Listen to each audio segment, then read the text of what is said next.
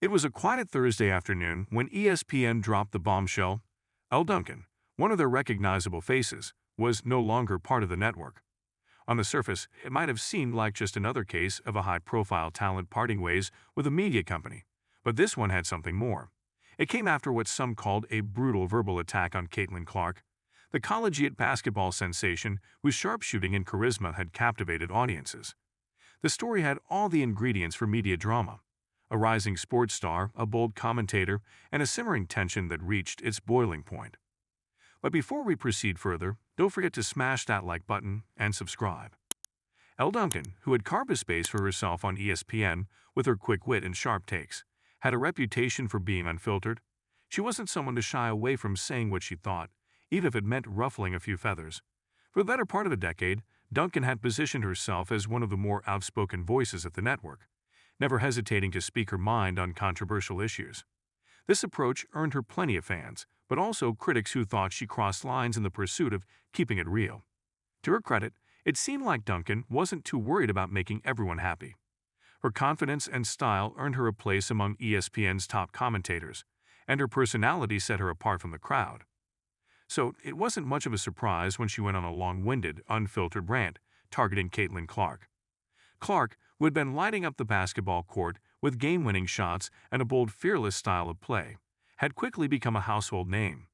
The young star's cockiness and skill drew both admiration and disdain. Some saw her as a breath of fresh air, bringing life to women's college basketball. Others, however, saw an overconfident young athlete who needed to be taken down a peg. Duncan seemed firmly in the latter camp.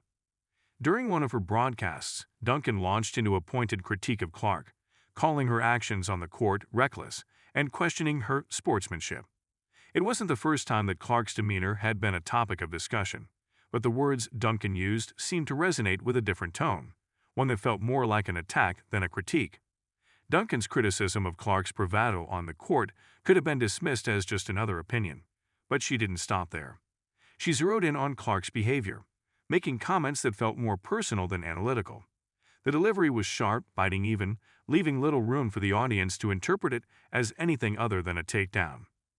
The backlash wasn't immediate, but when it hit hard.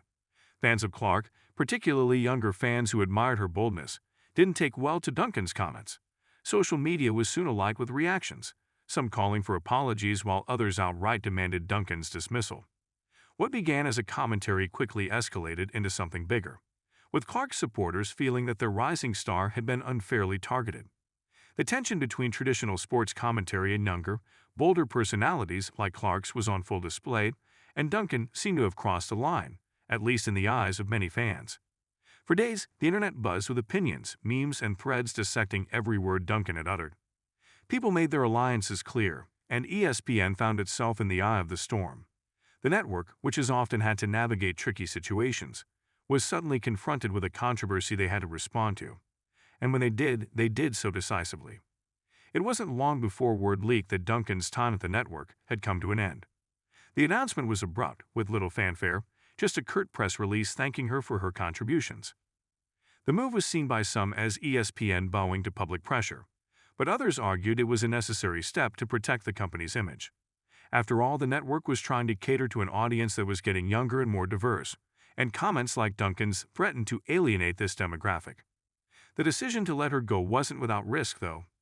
Duncan's departure left a noticeable gap in ESPN's roster, and the network knew it needed to fill it with someone just as dynamic, but perhaps less volatile. But the implications of Duncan's firing went beyond just ESPN's staffing issues. It sparked a broader discussion about the evolving role of sports commentators and the balance between honest criticism and personal attacks. The incident highlighted the generational gap in sports media, where younger fans gravitate toward personalities like Caitlin Clark who push boundaries, while some established commentators seem out of step with the times. For Duncan, the backlash seemed to come from a fundamental miscalculation of where the line between critique and attack now lies. In today's media landscape, where every comment can be replayed, dissected, and memed into oblivion, that line is thinner than ever. Duncan's departure also revealed the high stakes of sports commentary in the age of social media.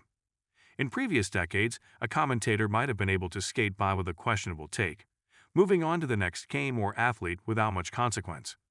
But today, every word can be amplified and scrutinized by millions. Fans are no longer passive viewers, they're active participants in shaping the narrative, and they have more power than ever to hold voices accountable. Even in the midst of the controversy, Duncan didn't back down entirely. While she didn't give any grand farewell speeches, sources close to her indicated that she felt her words had been taken out of context. Some insiders hinted that Duncan was frustrated by what she perceived as a double standard, where male commentators could be more pointed in their critiques without facing the same repercussions. Whether or not there was truth to this feeling, it became part of the ongoing conversation about what sports commentary should look like in the future. Meanwhile, Caitlin Clark stayed largely above the fray. The young star didn't seem interested in addressing the drama directly, preferring instead to let her performance on the court speak for itself. Clark's silence didn't go unnoticed, though.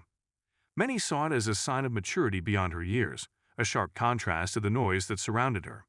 Some even joked that Clark was out there scoring three-pointers while the rest of the world debated her attitude. The firing of Elle Duncan was more than just a momentary shakeup at ESPN. It reflected deeper tensions within sports media. The incident forced the network to confront its own values and the way it approached commentary in a rapidly changing media landscape. In the past, ESPN had often relied on its commentators to offer bold opinions, trusting that strong personalities would attract viewers. But as the backlash against Duncan showed, today's audiences are more discerning about what they're willing to tolerate. There's an irony in the whole situation. Elle Duncan built her career on being unapologetically herself, but in the end, it was that same boldness that led to her downfall. It's a cautionary tale for anyone in the public eye, especially in a time when fans have more control over the narrative than ever before. Duncan's firing wasn't just about her comments on Clark. It was about what those comments represented to a younger, more vocal audience. As ESPN moved forward, the network was left with the challenge of rebuilding and redefining its voice.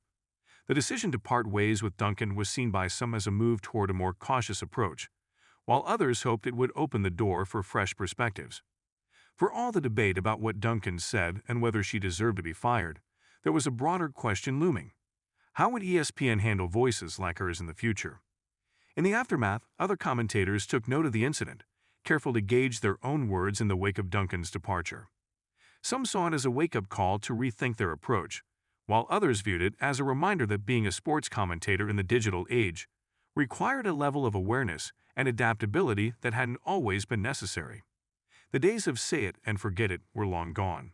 Every comment now lived forever in the digital archives, ready to resurface at a moment's notice.